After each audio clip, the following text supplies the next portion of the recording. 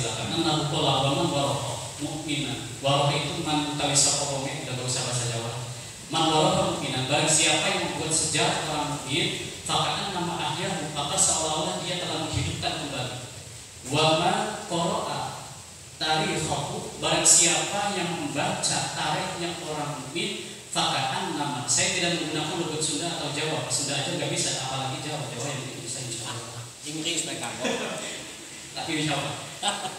Silakan nanti rekan-rekan bisa menjelajah dari kitab-kitab yang lain. Saya ini ada kitabnya, alhamdulillah Buya Tersidin. Fakatan nama zabu. Wa man qara'a tarikhahu fakatan nama zabu. Barang siapa yang membaca tarikhnya orang muslim, fakatan nama zabu, seolah-olah dia telah mendatangi. Wa man zarahu faqad istaujaba ridwanillahi ta'ala fi hururil jannah. Dan barang siapa yang mendatangi orang mukmin, maka seolah-olah dia telah mendapatkan dari Allah dan jaminannya adalah surga. Ini penting bagi kita. Tetap di dalam kitab Buya Tersidin ini tentunya kita harus membuat formulasi berbeda bagaimana caranya agar mereka itu mengakui bahwa ini adalah sumber dasar kita dan kita, bahwa kita maulid yang dikarang oleh para ulama ahli maulid tidak semena-mena instan. Mereka itu melalui riset atau penelitian terhadap kitab-kitab yang lain. Kenapa kitab ini terlalu digempur, sementara kitab yang dikarang hadis yang dikarang oleh Imam At-Tirmidzi yang bernama Sama'ul Muhammadiyah, mereka tidak berani, karena mereka itu selalu menggaungkan hadis yang diriwayatkan oleh Imam At-Tirmidzi. Nah ini adalah kitabnya. Jadi kita sudah tahu sendiri. Makanya di As-Salam tentu ada salah satu kitab sejarah yang bernama Sejarah Pemikiran Al-Husna. Itu perlu kita menjadi pegangan untuk orang asal. Oke, itu saja yang saya sampaikan. Pada intinya, ya itulah yang bisa saya sampaikan. Mudah-mudahan bisa dipahami. Kalau tidak paham, ya maaf, saya di sini kontraknya sebagai hanya menyampaikan apa yang bisa ada. Syukur-syukur tidak ada yang bertanya. Kalaupun ada yang bertanya, saya tidak akan jawab. Saya kontraknya hanya menyampaikan materi. Oke, gitu aja. Mungkin selebihnya saya kembalikan lagi ke Bapak Moderator. Dan alhamdulillah sampai waktu pemateri hanya bisa mendengarkan yang tenang sambil menikmati kopi, kalau ada kopi. Oke, baik, selamat Pak. Terima kasih. Wassalamualaikum warahmatullahi wabarakatuh. Waalaikumsalam warahmatullahi wabarakatuh. Terima kasih Pak Pemateri yang sudah mencoba menjelaskan tentang model al-Kajian ini. Meskipun mungkin di dalamnya bersama dengan pasal yang riba, bahkan ada sholat yang biasa kita sambungkan mudah.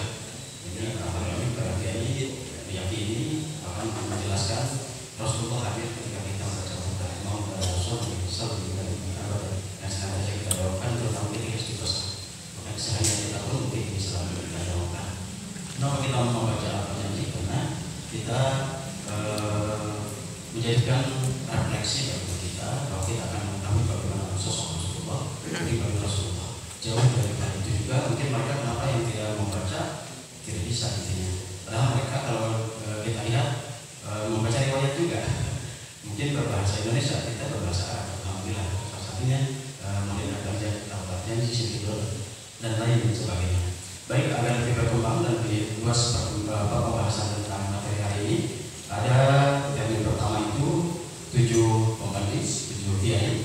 Yang pertama mohon dipersiapkan Bapak Kiai Haji Hidayat, kemudian yang kedua Bapak Kiai Nanam, yang ketiga Bapak Kiai Haji Parologi, yang keempat Bapak Haji Ari Ridwan atau Kiai Ari Ridwan, yang kelima Bapak Kiai Haji Syekh Setiawan, yang keenam Bapak Kiai Haji Deden Syamsul, dan yang ketujuh dan yang pertama ini kami sampaikan kepada yang terhormat Bapak Dr. Haji Rusman.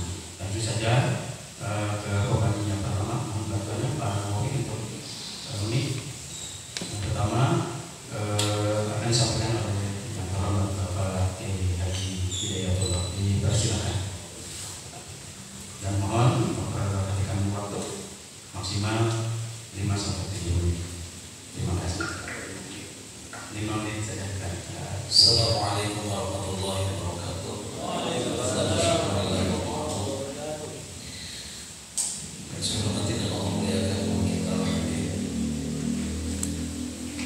Semoga Allah Subhanahu wa taala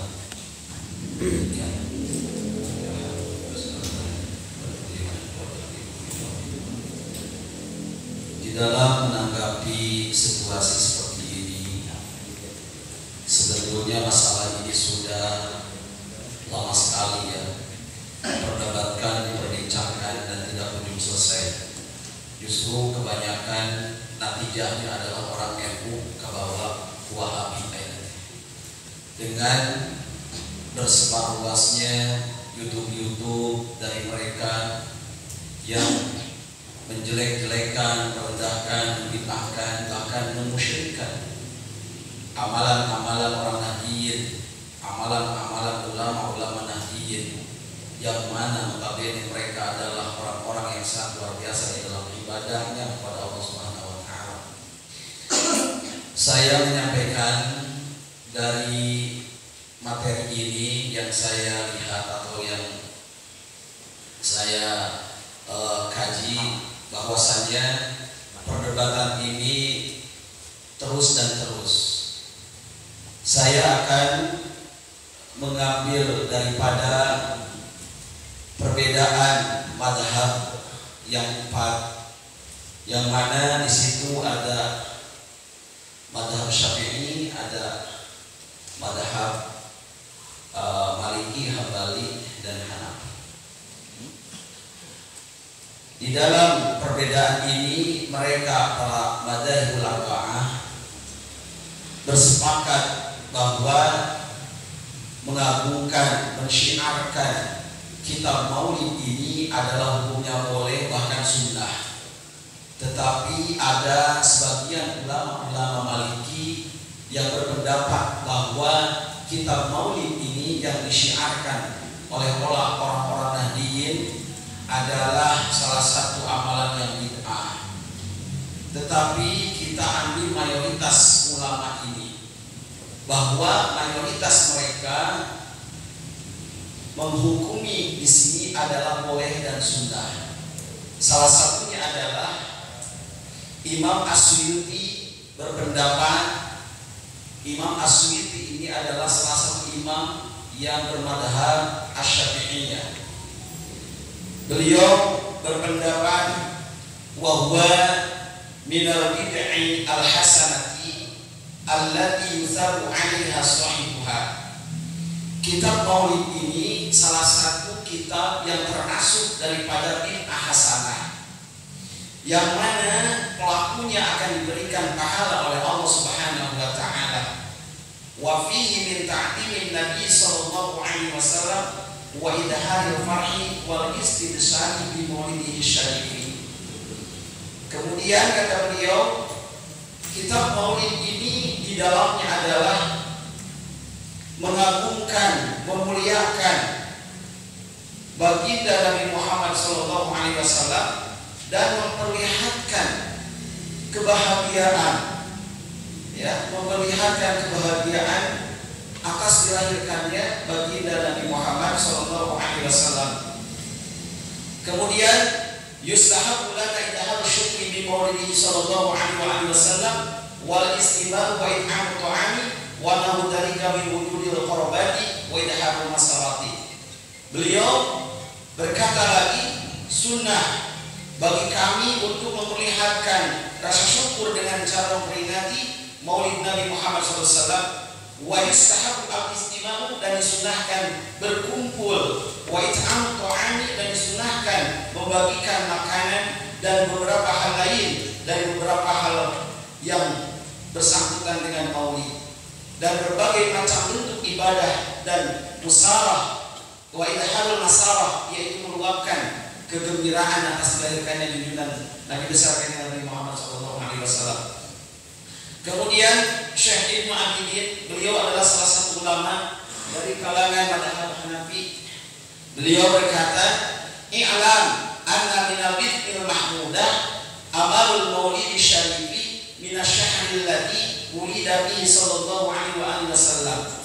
Bahwasanya kata beliau, ketahuilah sesungguhnya bid'ah yang terpuji, ya, salah satu bid'ah yang terpuji adalah mengamalkan maulid yang mulia, yaitu atas dilahirkannya baginda Nabi besar Muhammad sallallahu alaihi wasallam. Kemudian ulama Hambali yaitu Imam Ibnu Taimiyah. Ibnu Taimiyah ini menurut sejarah bahwasanya mereka yang diagung-agungkan dilakukan oleh Wahabi. Tapi pengikut mereka justru tolol. Pengikut mereka justru tidak taat kepada imamnya yang diagung-agungkan. Salah satunya adalah Imam Ibnu Taimiyah. Di dalam kitabnya, di dalam karyanya, beliau berpendapat ta'dimul maulidi wa ittikhadhuhu musiman qad yaf'aluhu ba'dun nasi wa yakunu lahu bi ajrun azim.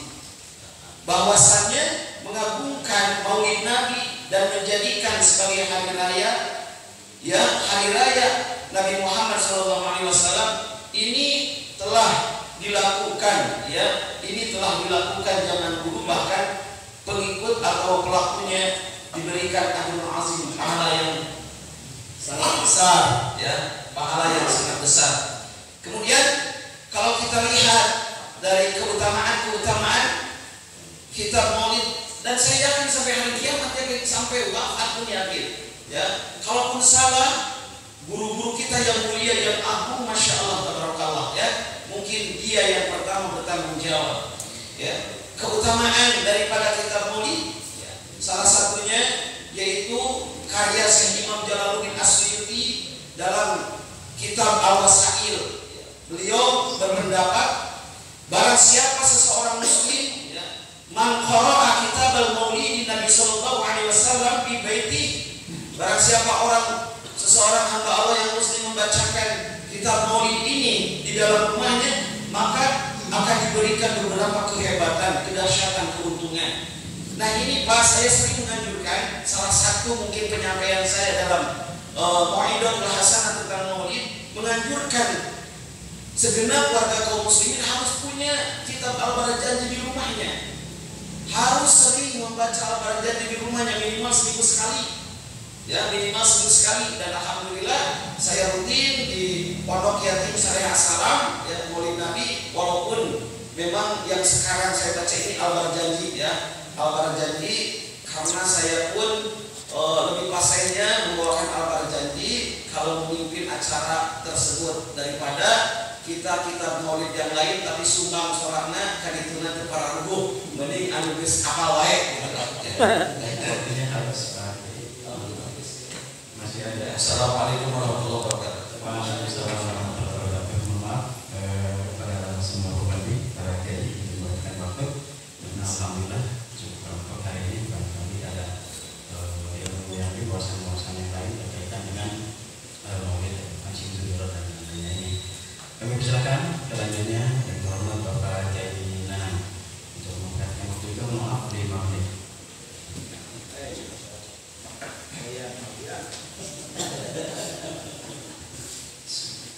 Assalamualaikum warahmatullahi wabarakatuh.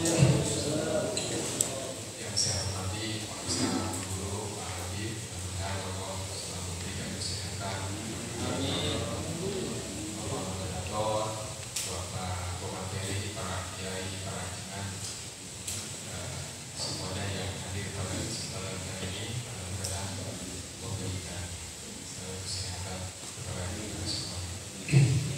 Baik, langsung saja pada tema kita kali ini, yaitu tentang Al-Barjanji Situbolon Tiba yang disebut atau karangan tanpa makna, atau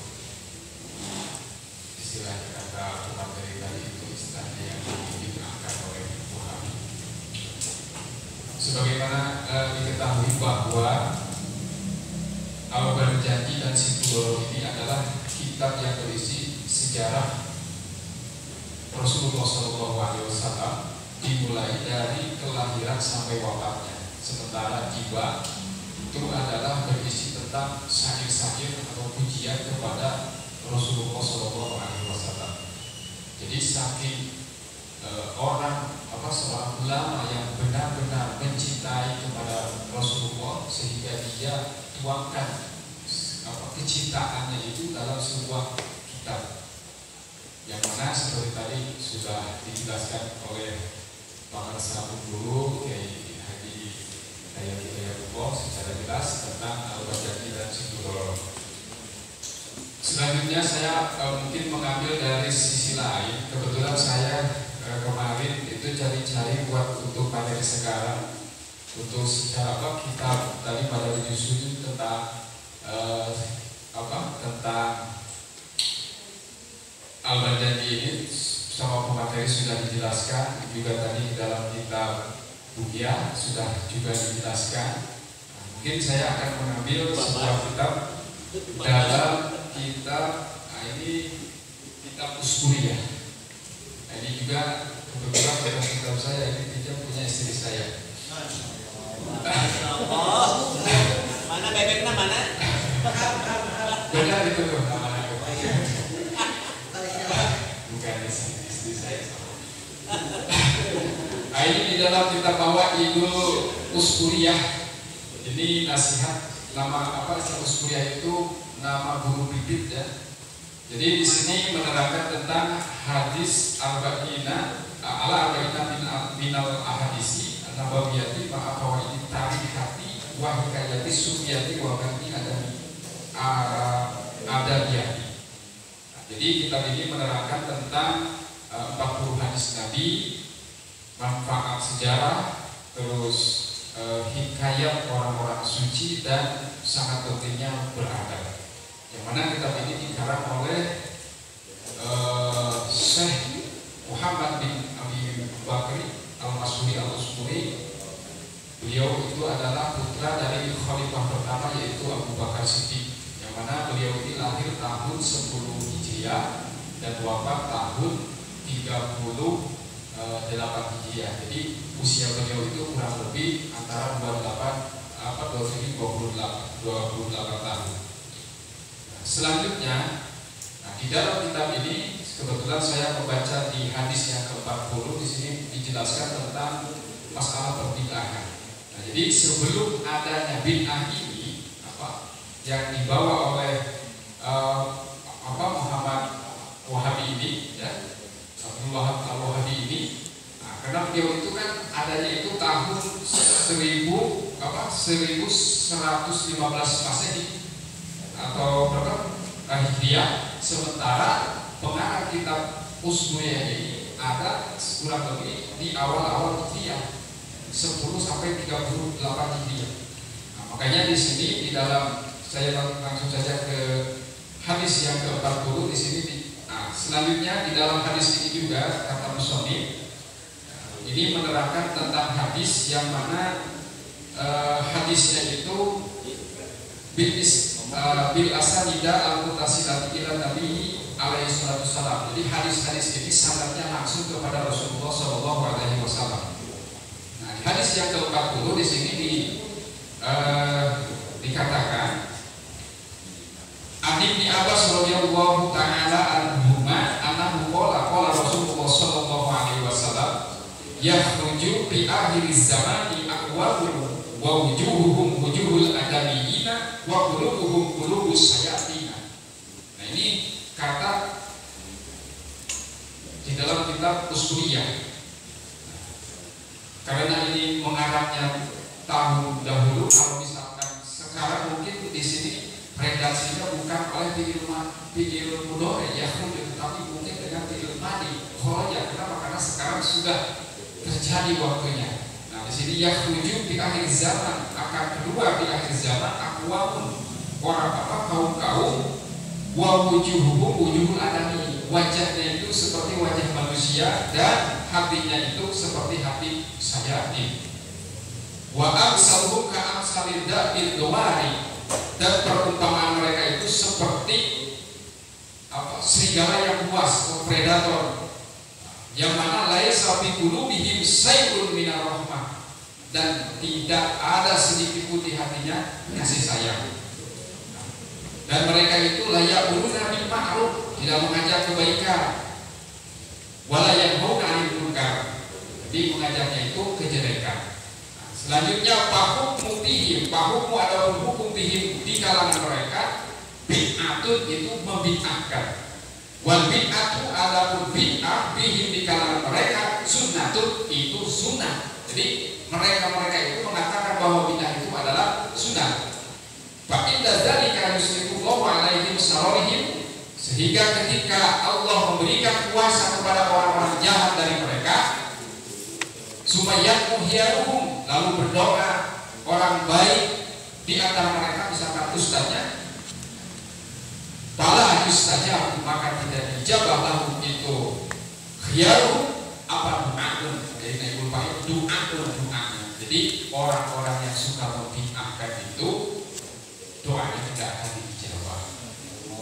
Masya Allah. Selanjutnya adalah hadis lagi satu lagi, qala bin Jabal radhiyallahu taala anhu, qala Rasulullah SAW, saya di alam nas zaman yang dikuna fihim sunnati, akan datang suatu zaman di mana orang-orang menganggap sunnahku sudah hilang, wa yajdaduna bid'ata, dan memperbaharui bid'ah. Wa man ittaba'a sunnati yauma idzin sara riban, barang siapa yang mengikuti sunnahku pada waktu itu, dia menjadi diasingkan atau ditinggalkan. Buktinya sekarang. Selanjutnya, wa man ittaba'a bid'atan nas wajada khamsina sahiban aw aksar, dan barang siapa mengikuti bid'ah maka akan mendapat 50 orang teman atau lebih.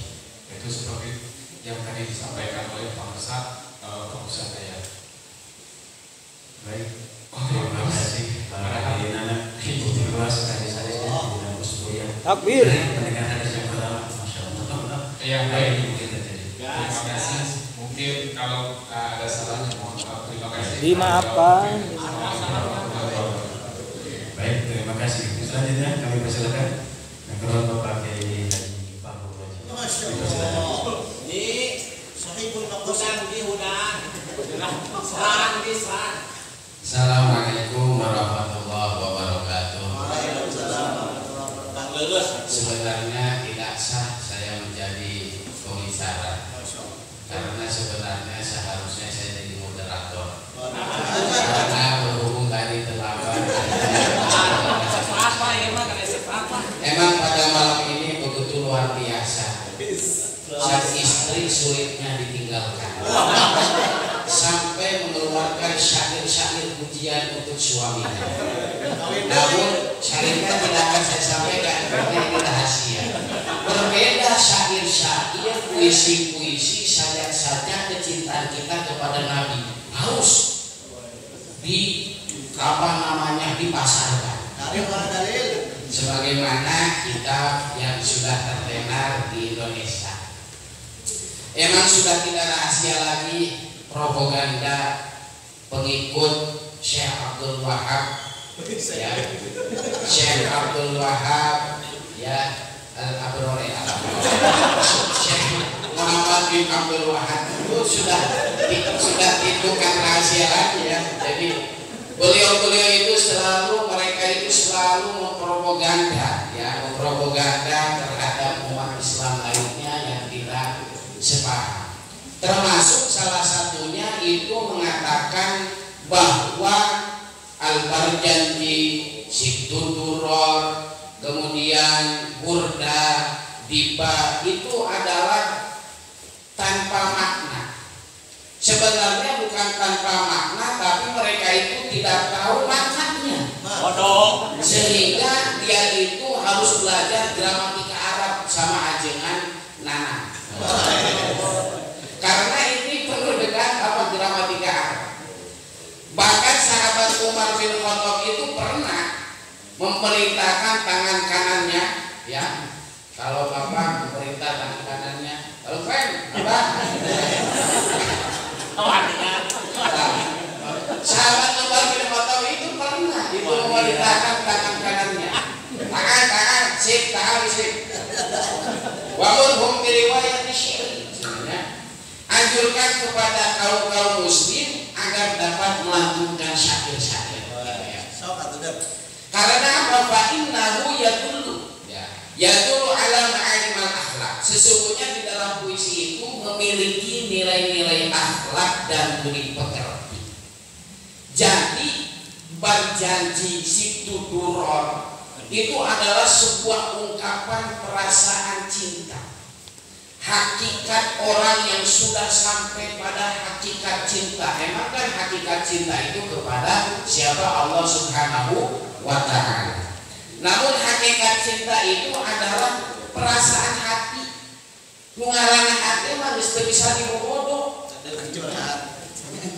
Hatinya mesti bisa dibobodo sehingga orang-orang yang mampu menciptakan sebuah syair-syair Simtudura, apalagi kalau membacakan Al-Marjanji, ya tidak sombong, saya pun seminggu sekali membacakan Al-Marjanji. Kalau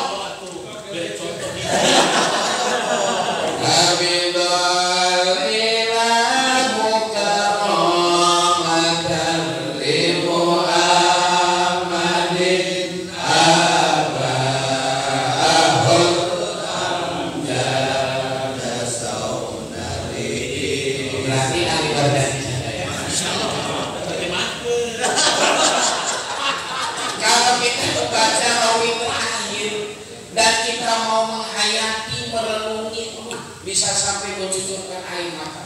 Aslinya. Kalau kita hayati rawi yang terakhir itu menjadi pedoman Ustadz Abdul Basit, ya. Makanya kalau khutbah tarari-lari lah, karena selalu membacakan rawi terakhir di Al-Janji, sampai tidak tarari-lari, jadi itu paham maksudnya. Nah, gitu. Jadi cinta perasaan jiwa, emosi, ya, emosi hati, ya, sinar ilahi yang datang dalam diri seorang manusia pilihannya, bukan orang pilihan manusia, ya, pilihan Allah yang abal-abal, ya, tapi pilihan manusia yang luar biasa, ya. Jadi ada gejolak perasaan hati, ya, itu adalah tentang hakikat cinta, ya. Jadi mencintai Rasulullah itu maka hati kita akan terpaut dengan kepribadian beliau, gitu ya. Itu. Jadi. Kemudian cinta yang dibangun karena Allah itu akan apa? Menghasilkan kebaikan yang sangat banyak, ya. Yang sangat banyak.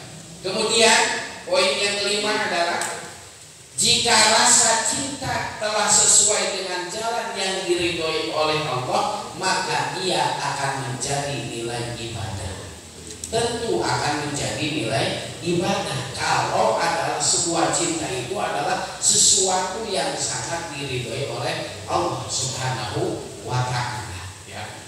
No, hari ayeuna kan daripada dangdutan karaokean dangdutan menimbang janjian, ya. Karena dalam di Indonesia yang terkenal itu kalau tidak salah itu kan ada maulid maulid berjanji nahar berupa lirik dengan prosa, ya. Kemudian ada juga binadom, ya. Berjanji binadom itu dengan sebuah puisi, gitu ya, sebuah puisi ada itu berjanji. Jadi itu adalah jadi berjanji itu adalah ada isinya sebuah doa, ada isinya sebuah pujian-pujian, kemudian riwayat Rasulullah Shallallahu Alaihi Wasallam.